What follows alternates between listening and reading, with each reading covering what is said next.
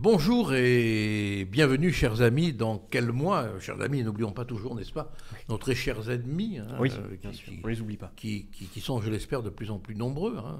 Ah oui, non, parce que plus on a d'ennemis, plus on a d'amis. Certes. Bienvenue donc dans quelle semaine? Alors aujourd'hui, quel mois, pardon. Aujourd'hui, quel mois est un peu changé parce que Florence ne peut pas être là pour des raisons personnelles. Rassurez-vous, elle va bien. Et c'est notre ami Hubert Stella de Cherrier qui va la remplacer. On verra si c'est un remplacement de qualité ou pas. Et puis en face de lui, il y a bien sûr Arthur Roland qui va lui apporter la contradiction. Oui. Au menu, le vote utile est-il utile? Oui. La dissolution de l'Assemblée nationale serait-elle une bonne solution? Qu'est-ce qu'il faut penser de cette épidémie de sondages? Et enfin, question qui me passionne, la position législative du Parlement britannique qui autorise l'exfiltration des migrants vers le Rwanda. Bon, alors on entre dans le vif du sujet pour ne pas perdre de temps. Vote utile est-il utile? Qui commence? On laisse la nouvelle personne commencer peut-être. Alors, le vote utile est utile. C'est pertinent. C'est pertinent de le dire, ouais. Parce qu'on se fixe des objectifs et arrivé à un moment, il faut gagner. Et on ne peut gagner que parce que d'autres personnes considèrent utilement que nous pouvons gagner, même si ne partagent pas les mêmes idées, les mêmes finesses, les mêmes subtilités. L'utilité là, c'est de gagner ou de battre l'autre. Et alors, quand vous dites vote utile, vous pensez à qui? Je penserais actuellement la seule dynamique qui existe, ça serait le Rassemblement national avec Reconquête. Mais ça peut... Pourtant, le vote utile oppose ces deux partis. L'un, le Rassemblement national, appelle à voter utile pour espérer que des gens ne se détournent pas de lui et votent Reconquête. Il a raison, là, oui. Oui, mais je crois que pour... Le vote utile exclut forcément Reconquête. Alors, ça dépend où est-ce qu'on place utilité. Utilité pour la France. Certains disent... Voter utile, c'est l'argument principal de M. Bardella. Votons utile, nous enverrons un message à Emmanuel Macron. Et on verra peut-être après les conséquences ensuite. Mais si on parle d'une utilité européenne, le groupe dans lequel siège Reconquête, le groupe ECR, est beaucoup plus utile au Parlement européen que le groupe ID. Oui, sauf que c'est un groupe qui est complètement dépendant de Mélanie, qui elle est complètement à la solde d'Ursula von der Leyen. La dernière fois, aux dernières élections, c'est qui s'est vendu. Non, elle a une position beaucoup plus construite, beaucoup plus fine. Elle essaye de passer entre les gouttes de la pluie. Mais je rappelle d'ailleurs qu'elle avait moins de députés la dernière fois. C'est Matteo Salvini qui a fait plus un meilleur score qu'elle. On les a bien. Parlons pas tous en même temps, sinon les gens vont rien comprendre. Moi, je pense que Mélanie, je ne sais pas ce que vous en pensez, Hubert, que Mélanie est très très proche d'Ursula von der Leyen. Du reste, elle va la soutenir dans sa candidature à la tête de la Commission européenne. C'est pas fini encore. Il reste 2 mois. Elle n'a pas la détermination de ses idées. C'est-à-dire qu'une fois qu'elle est en place, elle n'est pas déterminée pour faire aboutir ses idées. Elle se raccroche à ce qui pourra la maintenir en place. Pour la question de migration, eh bien, il y a une situation qui est complètement différente en Italie. Il y a des lois qui sont déjà beaucoup plus dures, qui sont déjà mises en place. La situation est complètement différente. Et on le voit avec le pacte immigration et asile qui a été voté il y a quelques semaines, eh bien, que l'agenda est souvent différent entre la France et l'Italie. Les situations géographiques ne sont pas les mêmes. Pour l'immigration. Il n'empêche que entre les promesses de Mélanie du temps où elle était en campagne et la réalité, malheureusement... Elle a fait pas mal de choses. Il y a eu l'immigration qui a été freinée. Il y a des bateaux qui ont été bloqués. Le vote utile, pourquoi le vote utile? Il n'y a pas que l'immigration. Non mais attendez, moi je voudrais dire un mot sur le vote utile. C'est mathématique. Voter pour rien, c'est voter pour rien. Je comprends qu'on puisse avoir envie de faire plaisir à ses propres idées. Je comprends. Mais c'est d'un égoïsme forcené sur le plan électoral. Je vote pour un candidat ou pour une candidate qui, dans le meilleur des cas, fera 5-6%. Mathématiques. Et qui donc va aller se réfugier sous le giron d'un parti, d'un groupe plus puissant. ne vaut-il pas mieux, dans l'intérêt du pays, je ne parle pas des intérêts électoraux, là, donner un signal fort que l'on envoie une troupe importante qui sera jugée sur son travail après, on est d'accord, au Parlement européen, plutôt que de disséminer, plutôt que de donner des voix aux Italiens, quoi, finalement. Voilà. Non, je vous répondrai sur l'argument. Je peux répondre sur l'argument mathématique. Excusez-moi, Hubert. Argument il faudrait qu'il mathématique. réponde quand même. Non, mais le mot mathématique m'a fait Arthur est tiquer. déchaîné. Le mot mathématique m'a fait tiquer. Hypothèse que j'ai trouvée, j'ai vu passer ça sur l'IFOP, des calculs sur Twitter. Quelle date Qui date de la semaine dernière. Les sondages derniers. C'est déjà vieux. Oui, mais c'est des sondages grossièrement. En cas d'hypothèse où le RN ferait 32,5% et Reconquête ferait 5,5%, nous avons 29 députés pour le RN et 5 pour Reconquête. Cela fait donc 34 députés des droites. Mais en cas d'hypothèse où le RN fait 33%, alors certes, ils ont 2 eurodéputés de plus et où Reconquête fait 4,5%, n'a donc pas de eurodéputés, eh bien nous avons 31 seulement députés, eurodéputés pour Reconquête. Pour l'intérêt des droites, il vaut mieux donc que Reconquête ait plus de députés parce que 5% lui amèneront directement 5 députés que donner un député au RN. 5 députés, ça sert à rien. Si, dans le ce n'est à vous ECR, faire plaisir dans vos idées. Non, dans le groupe ECR, cela sert. Mais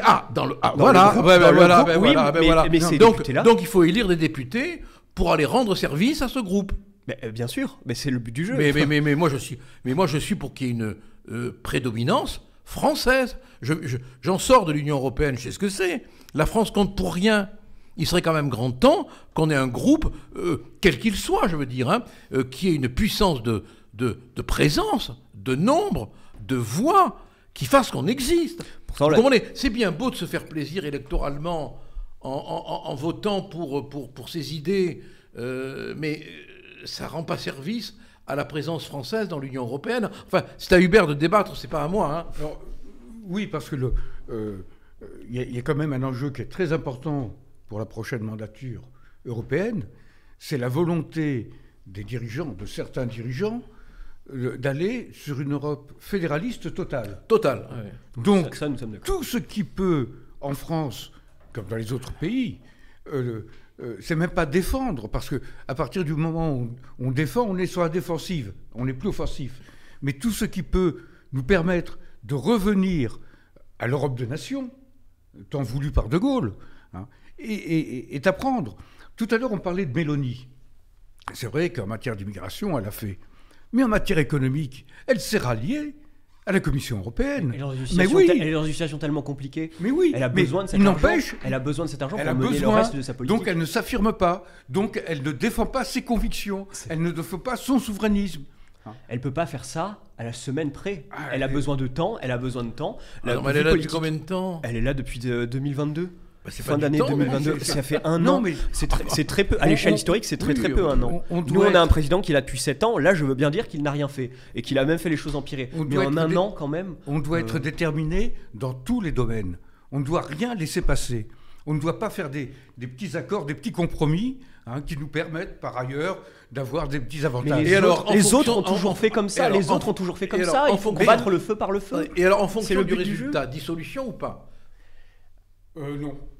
C'est un effet d'annonce. C'est vraiment c'est un effet d'annonce. Je pense que Macron ne va pas dissoudre, mais d'un certain côté, il se tire une balle dans le pied. En tout cas, il tire une balle dans le pied de son rêve européen, parce qu'il veut donner une consistance politique à l'Union européenne. S'il prenait en compte les résultats de ces élections européennes et qu'il choisissait de dissoudre l'Assemblée, il pourrait peut-être créer une coutume politique qui vraiment intégrerait l'Union européenne au jeu politique français. Et donc là, il donnerait une véritable consistance à son rêve. Et en ne choisissant de ne pas dissoudre, eh bien, il choisit l'Europe à la carte, que quand ça l'arrange. Voilà. C'est vrai, vous avez raison, mais on a tendance à confondre ce qui est la souveraineté de l'Assemblée nationale et l'Europe, qui n'est plus du tout notre souveraineté. Donc, ça n'a rien à voir. On ne dissout pas le Parlement français, l'Assemblée nationale, parce que aux européennes, qui est un autre domaine, un autre niveau, un autre plateau, on n'a pas la majorité. Bien sûr.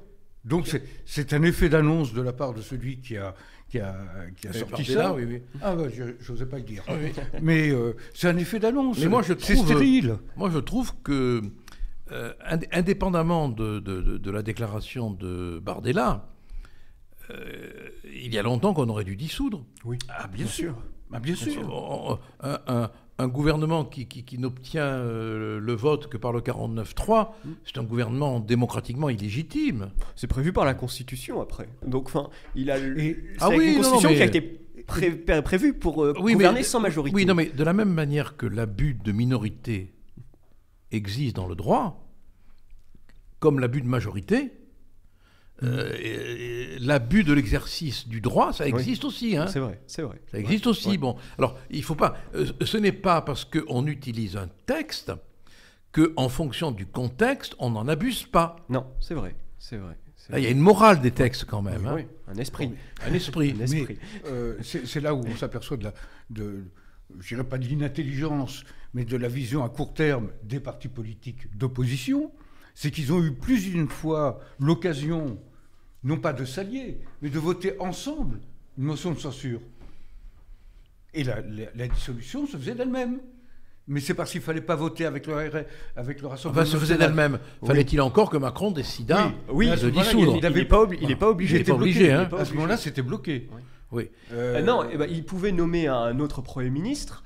Il pouvait, et même s'il choisissait de dissoudre, qu'il perdait ensuite les législatives, il pouvait nommer encore le Premier ministre de son choix et laisser encore une fois à l'Assemblée nationale l'occasion d'aller au bras de fer. Mais ce serait très long et il pouvait de cette façon-là accuser l'Assemblée nationale. De toute manière, je ne vois pas Macron, dans le contexte actuel, dissoudre. Il n'a aucun intérêt. Il n'a franchement aucun intérêt. Avant les Jeux Olympiques, surtout. Oui. Ce serait un peu... ce serait la palme. Hein. Ça, c'est médaille d'or, là. Ça serait difficile de circuler à Paris pour voter. Donc, vous êtes contre l'idée d'une dissolution. Totalement. Moi, je trouve qu'il y a longtemps qu'on aurait dû dissoudre. Mais enfin, oui, le discours après ne coûte rien. Que Jordan Bardella dise il devrait dissoudre après. Lui, il a raison. Ça motive ses électeurs. Il est quand même dans son jeu politique. Que la dissolution soit liée au résultat des européennes, c'est absurde. Oui. C'est absurde. Mais vous trouvez ça absurde parce que vous êtes plutôt souverainiste. Mais pour Emmanuel Macron, qui vous parle de l'Europe en permanence, eh bien chiche, qu'il aille jusqu'au bout de sa logique et qu'il choisisse de dissoudre. C'est-à-dire que c'est un moyen pour Bardella de donner une dimension nationale à un scrutin dont en général les gens se désintéressent. Il faut être clair. Oui, bien sûr. Et alors là, je n'ai pas d'éléments, mais je n'ai pas l'impression qu'il y ait plus d'engouement actuellement qu'autrefois. Ça reste non, je ne crois pas. Ça reste toujours un peu pareil. Depuis les gens n'y comprennent rien à l'Union européenne. Du reste, tout est fait, on le sait, nous, pour qu'ils n'y comprennent rien. Depuis le coup d'État de Sarkozy sur la Constitution, les gens se désintéressent de l'Europe. On leur a enlevé leur vote, donc l'Europe, maintenant, ça ne les concerne pas, puisque ce n'est pas ce qu'ils ont voulu. Oui, c'est fait. Oui. Et puis tout est tellement hermétique, confus, compliqué. Bon. Et alors, les sondages dans tout ça, qu'est-ce que vous en pensez ?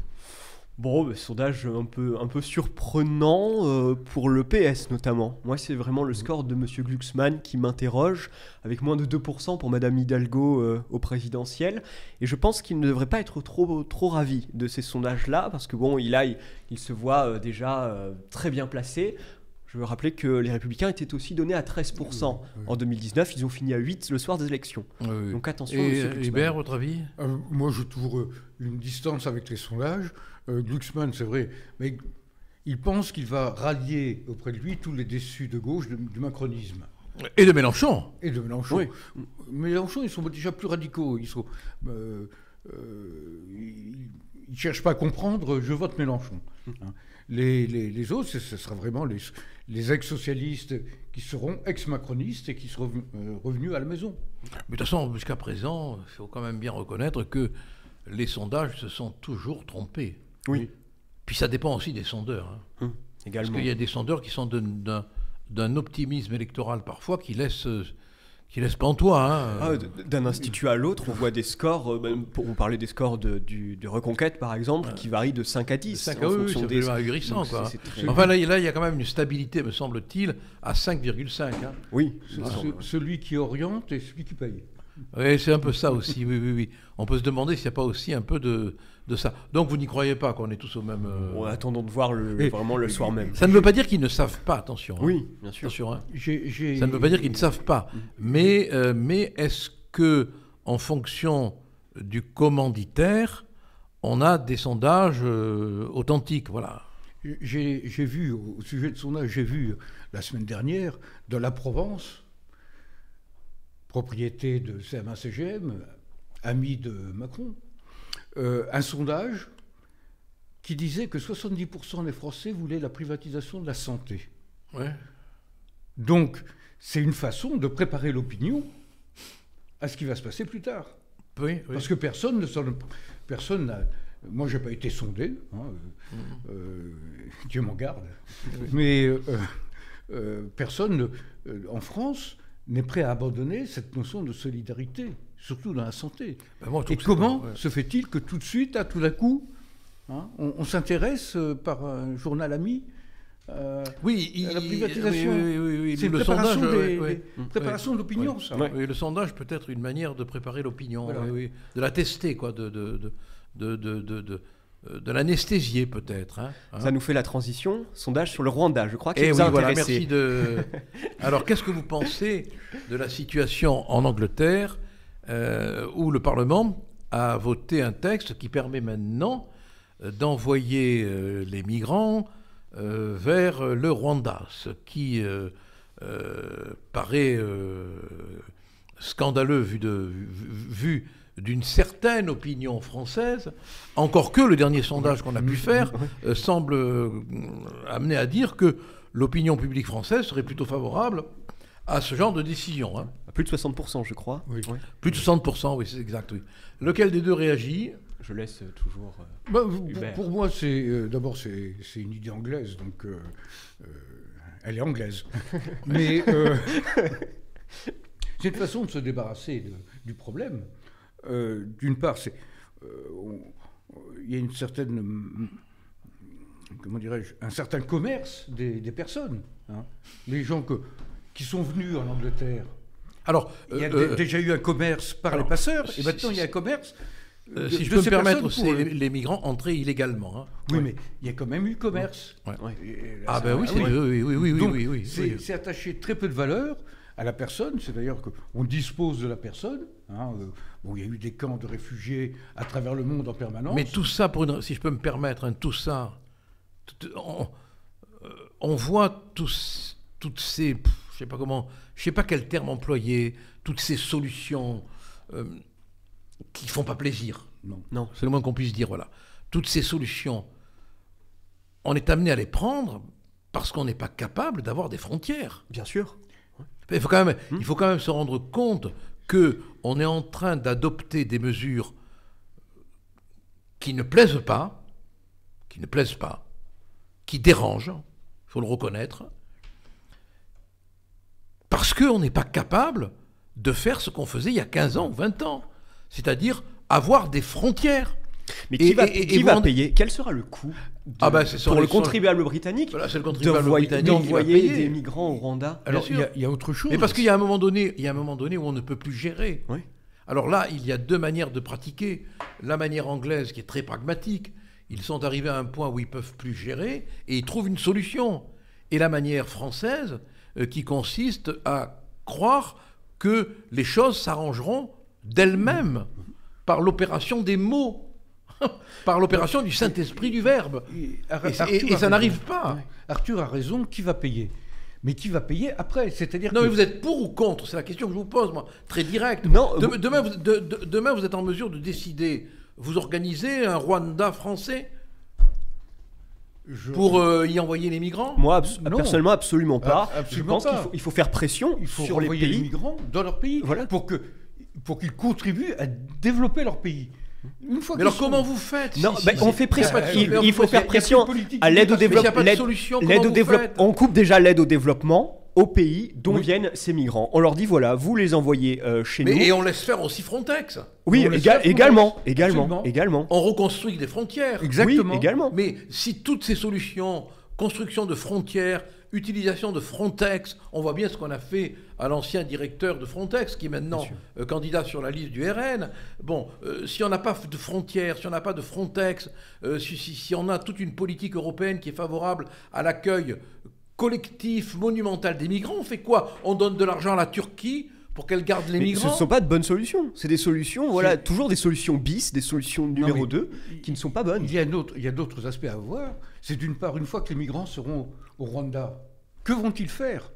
Que vont-ils faire ? Mais est-ce là, qu'ils vont s'intégrer au Rwanda ? L'Angleterre s'en fout. Ils sont censés, si j'ai bien lu, ils sont censés pouvoir travailler ou aller dans le pays, un autre pays de leur choix. Vous pensez bien que les Anglais s'en foutent. Ils s'en foutent. Et n'oubliez pas une chose, c'est du temps de Balladur, le massacre des Hutus et Tutsis. Oui, je m'en souviens. C'était le Rwanda et le Burundi. Ouais. Quand même. Je ne crois pas qu'il y ait un petit problème d'intégration de ce côté-là. Déjà que entre Mais c'est pas le Danemark, tu parles de mémoire, qui a aussi... Ils sont en train de négocier. L'Italie et le Danemark négocient des projets semblables. L'Italie avec l'Albanie, je crois, également. Mais après, c'est un autre problème qui se pose et qui n'est pas forcément lié avec l'Union européenne. C'est la CEDH. Voilà, c'est la CEDH qui peut très bien, comme elle l'avait fait pour un premier avion qui le fera. vers le Rwanda, premier avion britannique qui avait bloqué cet avion par un de ses arrêts. Voilà, donc ça va être un autre problème. Mais vous vous rendez compte à quel point la situation dans laquelle l'Union européenne s'est mise, mettons de côté l'Angleterre qui en est sortie, mais qui quand même traîne tout le fardeau de la contrainte législative, normative, jurisprudentielle européenne. Vous vous rendez compte à quel point nos faiblesses nous amènent à l'inhumanité ? Au nom d'une humanité, on va en arriver à des solutions quasiment inhumaines par lâcheté, comme toujours, hein ? Comme toujours. Oui.